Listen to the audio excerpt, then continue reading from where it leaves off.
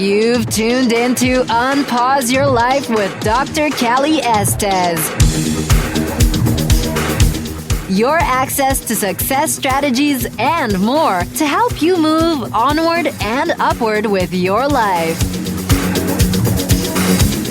Listen in each week as she interviews others who have really taken their essence to the next level and truly unpaused their life.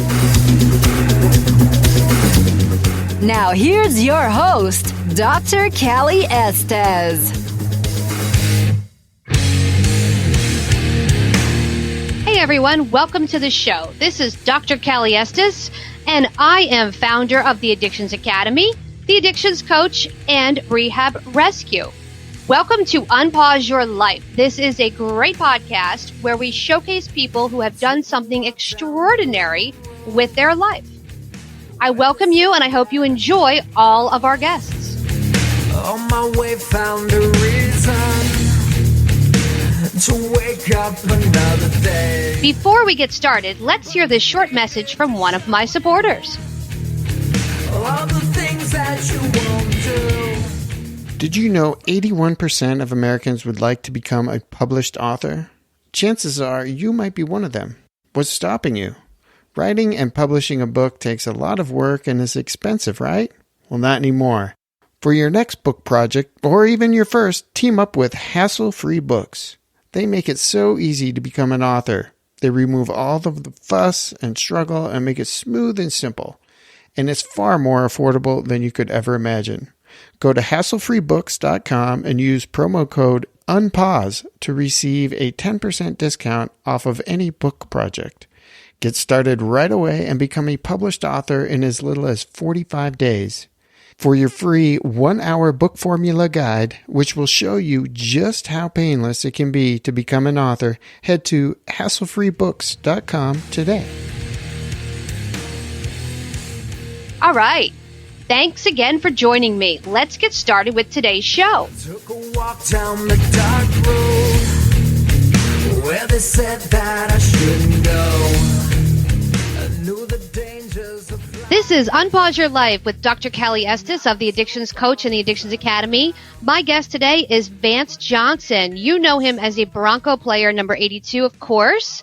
And he was a major NFL player, played his entire career for the Denver Broncos from 85 to 95. He assisted the Denver Broncos to 3 Super Bowl appearances in the 80s. And he's changed his entire life now, adding in recovery coaching and Christian spiritual guidance coaching. He's currently one of the best recovery coaches in the country, interventionists, and trainers. Welcome, Vance Johnson. Dr. Callie Estes, how are you doing today? Good. How are you? I am fantastic. Always watching you on the social media and excited about everything you're doing here in the communities and around the state. And I'm just excited about talking with you this morning. Good. I'm glad to have you. I hear you've got a bunch of irons in the fire, so to speak. I do have a bunch of irons in the fire, you know, and I'll tell you, it all kind of kicked off after I got the sober coaching class with yourself after being sober for a few years. And so it's opened up a lot of doors. And I'm all over the country speaking, looking for people who are needing to get treatment. And what I'm finding is it's a national epidemic, like everyone's saying, and not just gender specific or just an area or just a certain person. It's everyone. The whole country is suffering with some sort of addiction. So let me ask you this, Vance. If I would have met you in 1985 and 1986, and I said to you, could you imagine doing what you're doing today? What would you have told me? I think there are a couple things I would have told you. The first thing I would have said is I'm not an addict. Secondly, I'd say, you know, what I'll be doing 10 years from now, 15 years from now, 20 years from now is I'll own a restaurant and I'll be golfing all the time and I'll be being celebrated in the Bronco Stadium. I never would have thought I'd be doing something way more important than just being a former professional athlete.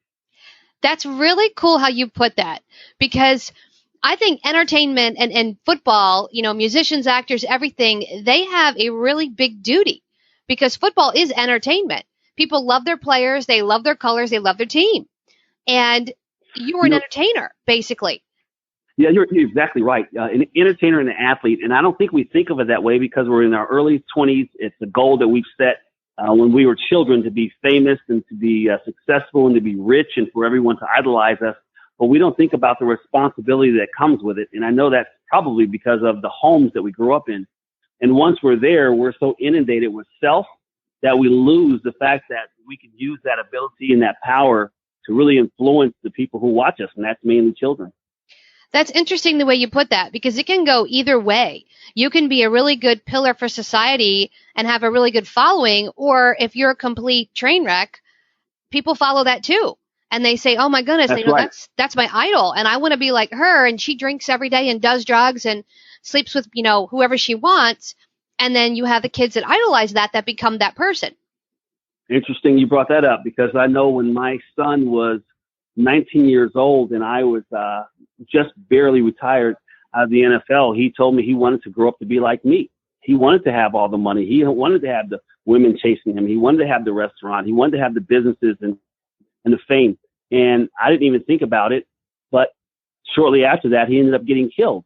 And if I was just a better role model, even in my own home for my own children, then their lives and one life that's gone now would have probably been different. That's interesting you put it that way. What is it like? Because the average person doesn't have thousands of women chasing them. What is that like? Doesn't that get exhausting? You know, back then it doesn't get exhausting. It actually is an addiction in itself, Callie. And I know that now because of, you know, what you've done to train and let people know what addiction is all about. It's way more encompasses just alcohol or drugs. I was addicted to fame. I was addicted to women. I was addicted to money. I was addicted to houses. I mean, heck, I was married 7 times before I ended up even going into treatment. So it was just really a spun out of control life. But because of the athletic ability, everything was kind of brushed under the rugs, and I just excelled at everything. And for some reason was functional at being a star. That's interesting you put it that way. It was swept under the rug. I've got a client right now that has burned through 7 treatment centers and sober companion after sober companion because everybody will yes her. And when I got the phone call, I said, I'm not the yes person. I'm the person that comes in and says no. So you're not going to like me. So the contract has to state you can't fire me because of that, because everything has been pushed under the rug because of her body of work in the acting world. And it's so important, even if it's, you know, a big star or the person next door, we can't overlook the bad behavior because of who it is anymore.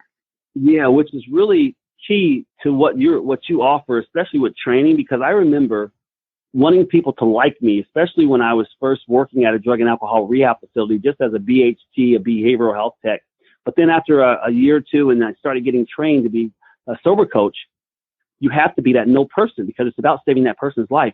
And if we keep trying to like someone out of their addiction, it's never going to happen. They're going to end up manipulating us. So people who are struggling with any type of addiction, and you've got to stop enabling them. You have to be the no person. And hopefully they're going to hear you eventually and say, I need to listen to what they're saying because obviously it's proven that if I go along with the program, I'm going to stay clean.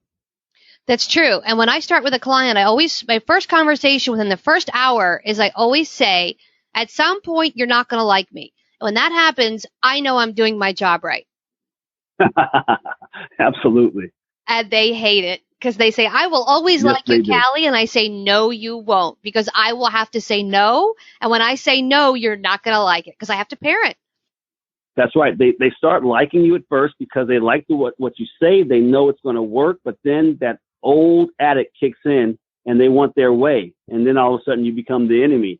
However, if you could somehow convince them that that's going to eventually happen to them anyway, and that's going to be a part of the growth and be a part of their walking a life in sobriety, then I think they will get it. And unfortunately, because everyone's going to these rehab facilities and they're telling people and they're selling people a bunch of bills saying that you're going to be cured after this, then they're not thinking about the after treatment. And that's why I think it's really key to have sober coaches so that people know that when you go home, there may be a sober living facility, there might be an IOP, but there's going to be some more hands-on care with the sober coach that's possible. Yeah, I agree totally. I get a lot of these clients coming out of treatment that the treatment centers are afraid to lose them because there's so many treatment centers now that if they say no and the client leaves, they lose the money. So they yes the client, they let the client dictate their treatment, and the client gets out and they don't get sober and they continue using. That's exactly right. it's so important for recovery coaches to come in and be that, boots on the ground. I'm going to teach you how to go to work and not use drugs. I have a famous guitar player, and he said to me, he's like, he's in his 50s, and he said, I've never played sober. My 30-year career of being a musician, never been sober. And I said, well, you're going to be sober on stage. And he looked at me and he goes, I'm terrified. I said, no problem. I'm right here with you. And I did the whole thing with him. And he got off stage and he goes, wow. He goes, I really suck when I'm high. And I'm like, yeah, you kind of do. You sound fantastic. So, yeah. My life, when I first got sober, Callie, I was actually, Dr. Callie, rather, I was actually 50 years old myself when I went to rehab. And, only being able to go for 28 days because that's all the NFL would pay for, I was really afraid at the end of that 28th day, realizing that everything I had done for the last 24 years of my life, I had done high in some respect. And how was I going to navigate and get through life and somehow stay clean? But I knew because of my spiritual walk and my journey and how much I love my Lord, that if I stuck to some biblical principles like I did when I was a kid, that I would somehow hold myself accountable, knowing that there was a higher plan for my life and a road that I was going to have to travel. And shortly thereafter, I had a chance to be certified by you. And now that's my sobriety, is going out and talking to people, sober coaching, letting people know who I am, and with my spiritual walk, letting them know that there's many different ways to sobriety. And the one that I choose is just my journey, and whatever their journey is and whatever they find for their path, you just have to stick with it. You said the key words, knowing that I have a higher path to walk. And that's where a lot of people get stuck. And they say, okay, so I'm this NFL player. We all know NFL is not for long because you guys retire early, physically. That's right. And you're coming out of the NFL and you go, now what do I do? What am I going to do now? I'm going to play golf. I'm going to own restaurants. I'm going to have a whole bunch of girls. I'm going to do a whole bunch of drugs. And eventually you go, what am I doing? What am I giving to society? What am I giving back? What is my role? What is my function? And that's a hole that's so deep. Yep. That's a hole that's so deep because you spelled it out exactly how it happened to me. All those things is what I wanted after my career.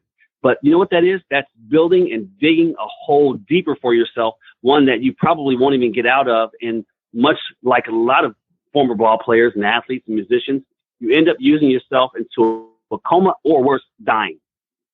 Exactly. And you're constantly seeking that appreciation, that filling the void.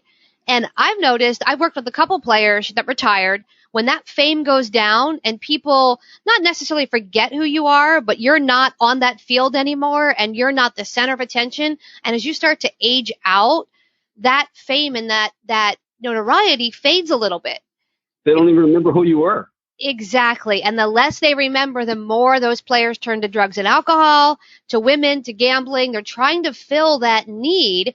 And they end up dying. They end up overdosing. They end up destitute. I have one that all his money's gone. Huge amounts of money, and he just blew it. And he's 35. I do too. Yeah. Yep. I lost millions of dollars for myself. I lost everything. Being married and the divorces. And again, I was addicted to marriage because I was trying to fill a void. I didn't know that I was an addict about every single thing that was encompassing my life. I had 30, 40 cars. I had millions of dollars. I had houses everywhere. I had relationships. I had marriage after marriage, children who I wasn't in their life. So everything was about trying to fill a hole that I couldn't fill. And then when my career was over with, it completely spun out of control. I used myself into a coma. And 28 days I was there in a coma. And when I woke up, what was I supposed to do then? So that's when, praise God, I had a chance to understand what going to treatment was about and then getting the help that I needed to continue that journey, and then getting and certified as a life coach, and then working on being an intervention, looking at doing sober escort, getting involved in the community, being an advocate. I have a journey now, and I'll be doing this until my last breath.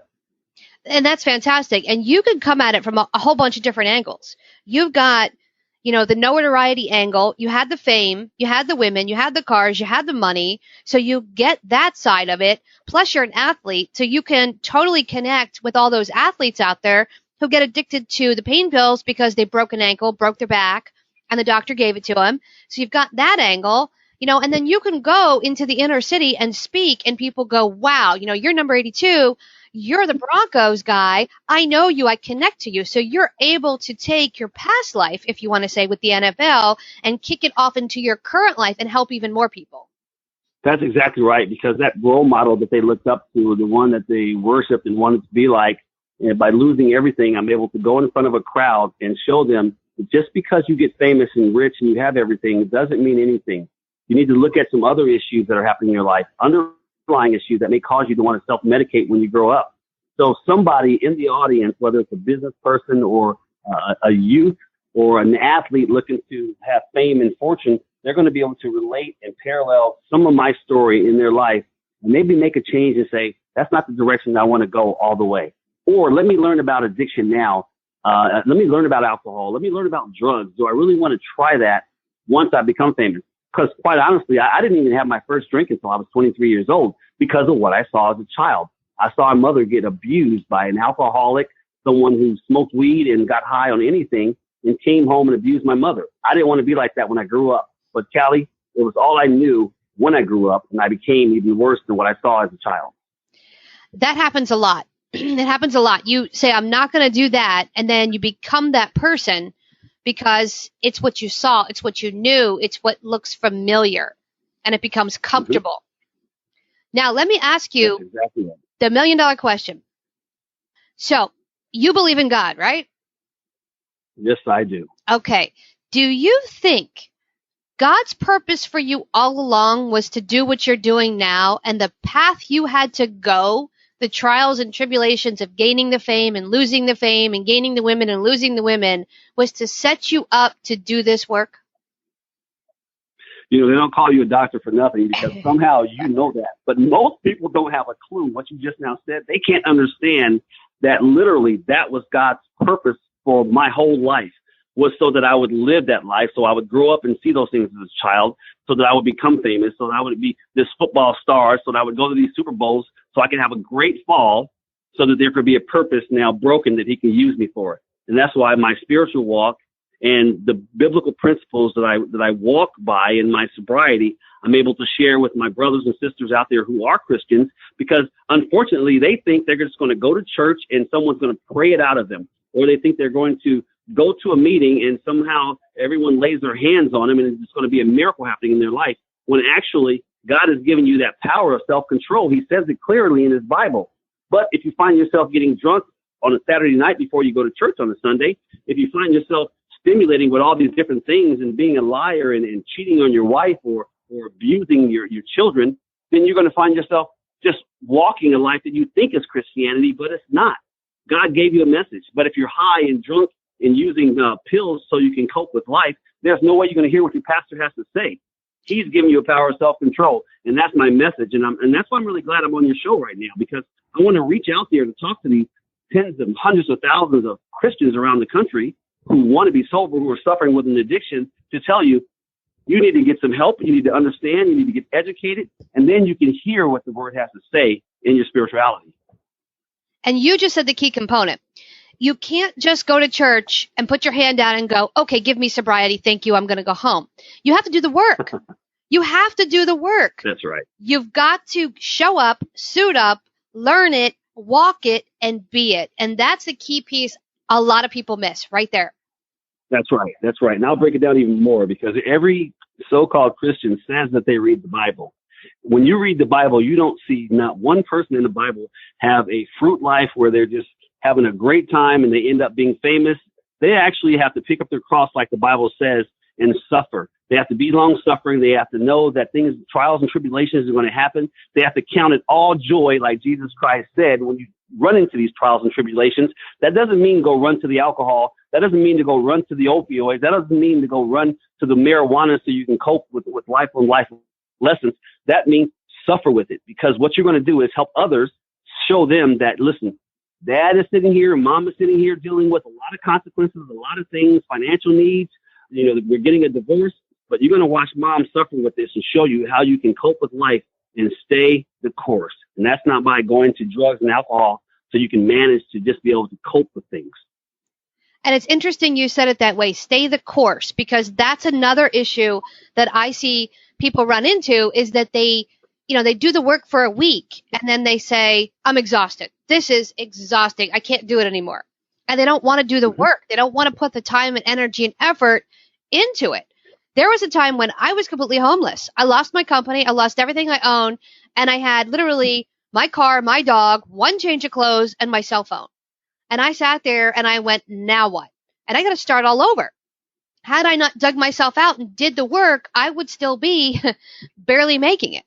And that's right. You have to give 110% to your sobriety. It's not 5%. It's 110%. And if that means going to a meeting, if that means going to church, if that means meeting your coach, that's what you do. Yeah, I was listening to an old friend of mine who was a Pro Bowl football player and very successful doing his career. His name is Carl Mecklenburg. He played with the Denver Broncos as well. And he's a motivational speaker now. And I was listening to him last night because I'm celebrating my 4-year sobriety today. And he talked about when we were on the football field and we were down by 10 points and there was only 2 minutes left on the clock and everyone had given up on us. The fans cut the television sets off. A number of your players ended up thinking the game was over with. You had to reach down deep and know that you've been in this situation before, and you have to take that first step. And once you take that first step, all the angles end up being best and working out for you. And it's the same thing when you're looking to have a life of sobriety. You have to take that first step and know that you're down and out, know that you can give up if you want to. But if you want to live and you have a goal that you've set in front of yourself, you have to take that first step and know that there are going to be trials and tribulations and bumps in the road. But if you keep doing that next right thing, the angles will work out for you and you're going to get to that plateau where you want to be. And then you have a purpose, and that's to go spread the good news about how you made it there. That's what you do, Dr. Callie. You do the same thing. You went that road, went that path, you failed, but you stayed the course. And that's the reason why you are who you are today, and you're saving thousands of lives all over the country. It's interesting you said that because about 10 years ago, I kept saying, why did I have the childhood I had? Why was it was all me. Why did this happen to me? And why it's not fair and blah, blah, blah. And I just met my husband. He looked at me and he said, because you haven't found your higher purpose. And I turned around and I said, what on earth does that have to do with my childhood? And he said, you were being groomed for something. God has a higher purpose for you. And I looked at him and I said, you're full of shit. And he goes, listen, I'm telling you, he goes, the husband's job is to teach the wife spirituality. He goes, that's my job. And he goes, I'm going to teach it to you kicking and screaming. And I looked at him and I rolled my eyes. I'll never forget it. He goes, you wait. And I figured out, finally, it hit me that my past and my childhood and all the things I had to go through prepared me to sit across from that client that doesn't want to be there, and that client that calls me names and treats me poorly and not let it affect me. And I said to him, I'm like, I got it. I finally got it. And he looked at me and he's like, well, there you go. That's spirituality. They prepare you. God prepares you for your path, and you don't see it while you're in it. You don't know why you're doing the things you're doing or why you're being subject to those things until later, when you take those things and spin them to a positive, and you're able to spread the message and spread the word and help other people. And he goes, that's your job. And I looked at him and I said, that's crazy. Dr. Estes, that's awesome that you, as a woman, and I hope the women are listening to you right now, because you trusted that King David in your house to tell you, wife, I know you have a higher purpose, and all you need to do is trust me and know that you will reach that purpose if you just keep on going against the grain and knowing that you're doing the next right thing to get there. You trusted him, and that's the reason why your marriage, I'm sure, is blooming now. And so you should probably start doing some marriage courses too, so you can show men and women how they're supposed to be in their homes to trust each other, and that'll get them through their addictions as well. Well, I was going to actually suggest that for you and your wife, because I watched the two of you on Facebook. You're such partners, and it's so unique to see that, because there's so many husbands and wives doing their own thing all day long, and then they come home, and the husband cracks open a beer and he watches football, and the wife, goes and gets her nails done, and they don't even communicate. And you guys have such an awesome relationship where you guys communicate and you work together and you support each other with your positive messages consistently, and that's awesome. Well, let me tell you, let me give your listeners a secret here. Instead of coming home and cracking open that beer or turning on CNN or Fox or MSNBC, boom, instead of watching the ball game, come home and get on your knees. Because if you have a wife that's there, and especially if you're a man that wants to be a good husband, come home and exalt her like you're called to do. Again, that's my spirituality. You know, Christ said he put himself up on a cross for his church. So if I'm the body of my home, just like Jesus Christ was the head, and I'm the head of the body, which is my family, then I need to come home and show my wife who she is. That's not saying everything is perfect, because sometimes I tell you she hits me on the head with a shoe. But I still let her know who she is in my life, and I let her know that she, besides my spirituality, is the most important thing. Not fame, not people, not money, not relationships, but her, and then my children, and my God first. And then my purpose is to go out and reach others who want to have the same thing as I have by saying, listen, I was completely broken. I had nothing. I was the man who had 7 divorces. I was the man who failed all my children. I was the man who was using drugs and alcohol to cope with life. And now look at me. I'm sober, but I can throw it all away just by picking up one more beer. I can throw it all away just by smoking a gateway drug in marijuana, but I won't do that. And so I forced myself to get on my knees and exalt her. I forced myself to be in my children's life. I forced myself to continue to be educated, to be out in the community. And I force myself every day, and actually I don't force myself, but I worship my God every day and every night. And it's 24 hours a day. And that's the reason why I'm sober today. And you hit the nail on the head right there. There are days where you get out of bed and you go, I don't want to adult today, right? I don't want to get up. Yep. I don't want to do the things I'm supposed to do. I want to lay in bed, have a glass of wine, watch Springer, whatever it is you do. And you get up anyway. And you say, you know what? I'm going to get up. I'm going to suit up. I'm going to show up. And I joke around because when I get up in the morning, the first thing I do is put my gym clothes on. And I don't come out of my gym clothes until I work out. And everyone laughs at me and they're like, you're in your gym clothes at 3:00 in the afternoon. Yeah, because I work out every day. That is where my sanity and my sanctuary is. That's where I decompress. So I know if I don't get my me time and I don't get my time, I can't be beneficial to anybody else. But I also know things come and happen. And people call me. Yesterday I had a crisis client during my workout. I got off the gauntlet at 24-hour. I took the call. I was on the call for 2 hours. And then I went back to my workout. But being present and being available allows me to see those things happen. And as I got off the call, a woman walked up to me and she said, I only caught part of what you were saying. She said, my son needs help. And I ended up affecting her. So being at the gym, this is my long roundabout way, being at the gym, taking care of me, I took a call to help someone else, and someone else overheard part of the call and said, can you help my son? And that's what being and suiting up and showing up is all about. I didn't expect that to happen. I expected to work out and come home and have dinner with my husband. My entire day got thrown off by 3 hours, but I was able to save 2 lives and still get my workout. You know what's awesome about that, Dr. Estes, is just like I was saying earlier, you have to take that right angle and take that first step. And what you did was you took that first step. And because of that first step, all the angles worked out in your favor. You're able to go out and help people because of that. And you took care of yourself first by taking that first step. And that's the reason why you ended up having a great day and helping getting some people some help that they need. So hopefully they'll be able to survive and through this problem we're having all over the country with addiction. And that's exactly right. And you never know, Vance, you never know who gets your message. I'm always shocked. I was in Cracker Barrel with my husband's 80-year-old mother for breakfast. And I had this gentleman, I have no idea who he is to this day. He was 6'5", 300 pounds, African-American guy, yelled from across the restaurant, Dr. Estes, and almost knocked me over and gave me a big hug. And he said, you got me sober. I just follow you on Facebook. I listened to you. I listened to all the podcasts you do. I saw you on CNN. He goes, I got sober because of you, and I just want to say thank you. To this day, I have no idea who this guy is. No idea. Wow. And it was so cool because my husband goes, who is that? Because he could have been a athlete. And I said, I don't know. And that's the coolest thing is like when I know that I've touched somebody and I still don't know who they are. That is so awesome. And that's what you're doing. Oh, yeah, that's fantastic. In fact, even though we have tens of thousands of people reaching out and a number of people who keep relapsing and people who don't want to get the help, there's always that one or that two or that three that is going to be sending you a message saying, thank you. It's because of you. I was following you on Facebook. I saw the journey you took. I used to watch you as a football player, but I'm even more proud now because I see that you're a sober person and that's what I want. And, that saves marriages. And so, by the way, I'm going to let my wife know when I have a chance to see her how you said you saw how our marriage is because you watch us on Facebook. And I gave everyone that secret. Get on your knees and let your wife know who she is.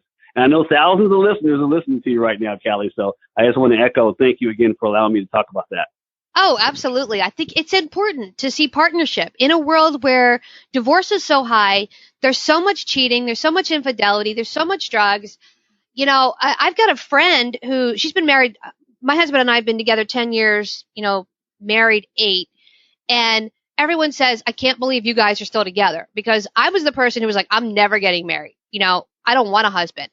And my husband had been married twice before. And he's like, both of them cheated on him. And he's like, I don't know if I want to take a wife. And when we met, we made that vow. We're going to be completely open and we're going to support each other. And the day we're not supporting each other, we're going to file for divorce because we're a team.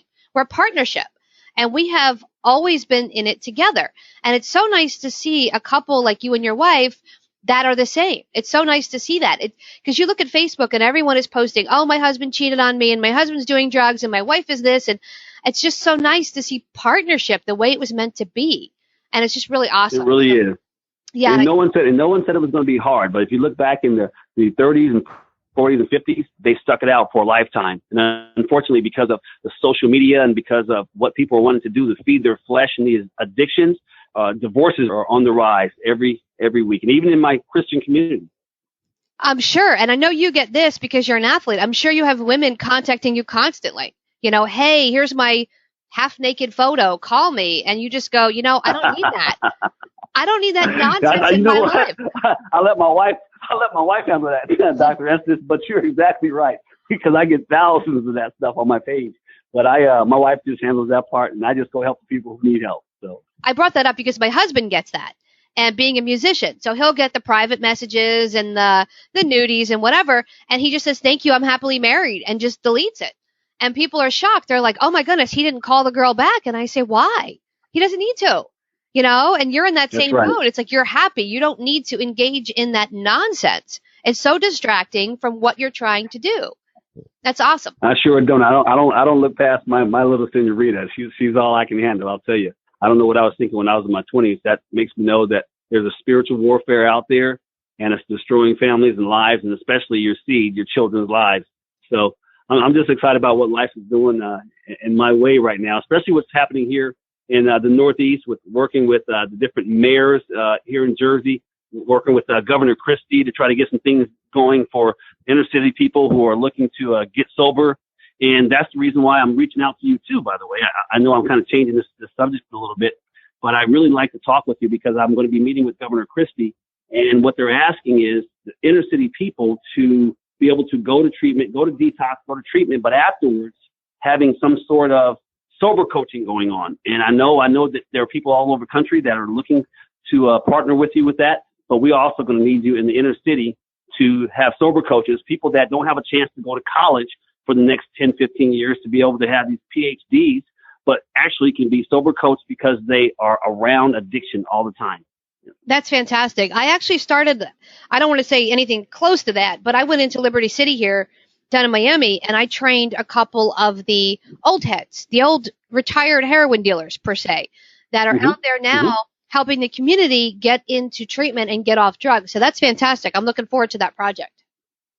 Awesome. Well, I'm going to tell Governor Christie it's a yes on your part. Awesome. Absolutely. I'm in. When it comes to saving lives, I'm in. You don't even have to ask. Awesome. Thank you. All right. Well, Vance, we're going to wrap up. Tell my audience how they can find you. How can they reach out to you? How can they keep an eye on you? Facebook, Twitter, Instagram, anything like that? Facebook is really the best place to reach out to me at Vance Johnson 82. Being a former athlete, I have a lot of people that are following my page because I'm a former professional football player. But if they go to my page, I'm just really transparent about what my journey is in life. I talk a little bit about my sport, but mainly about sobriety and how they can get help, different resources that are out there. People can also reach out to me on my brand new website, Vance Inspires. That's www.vanceinspires.com, because I've been traveling around the country lately, speaking to high schools, speaking to churches, speaking to drug courts, and doing a lot of motivational speaking as well to different osteopath doctors and different conventions just to spread the word of hope and sobriety and how it is attainable, just like salvation is. So reach out to me on my Facebook page. I'm always available, or on my website, vanceinspires.com. Awesome. And thank you for coming on the show, Vance. We appreciate it. Dr. Callie Estes, thank you so much. I look forward to visiting with you again. Sounds good. And this is Unpause Your Life with Dr. Callie Estes and Vance Johnson. You'll be able to see all of his links. We'll post them for you at the podcast. Hey, everyone. Thanks again for listening. I really hope you enjoyed the show today. Head on over to iTunes and Apple Podcasts and leave a comment or review of what you think. Or contact us at 1-800-706-0318. If you want to be on our show, feel free to email or call. And if you have a topic, feel free to email or call as well. Thanks for listening to Unpause Your Life. For show notes and more, head on over to unpauseyourlife.com.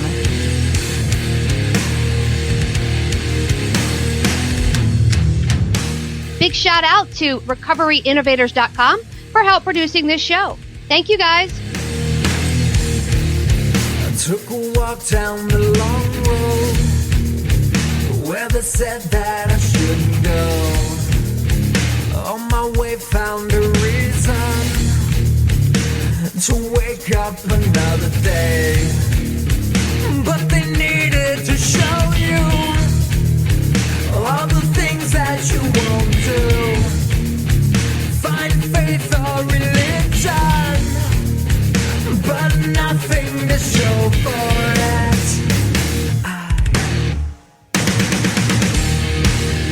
No need to escape in love with my pain. I may be weak, but I'm alive, still alive, and I won't be bound by your mistake. No, I won't be your enemy, trapped at the gate. Bring me to life, put me to death. Just give me something that's just not so hard to believe. To believe. To believe.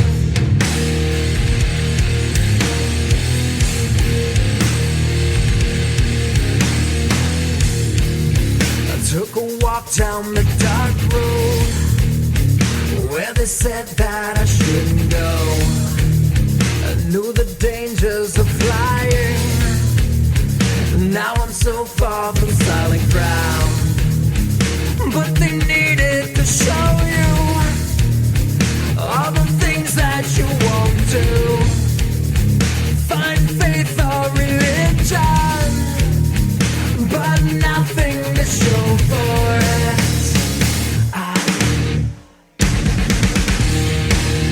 No need to escape in love with my pain. I may be weak, but I'm alive, still alive, and I won't be bound by your mistake. No, I won't be your enemy, trapped at the gate.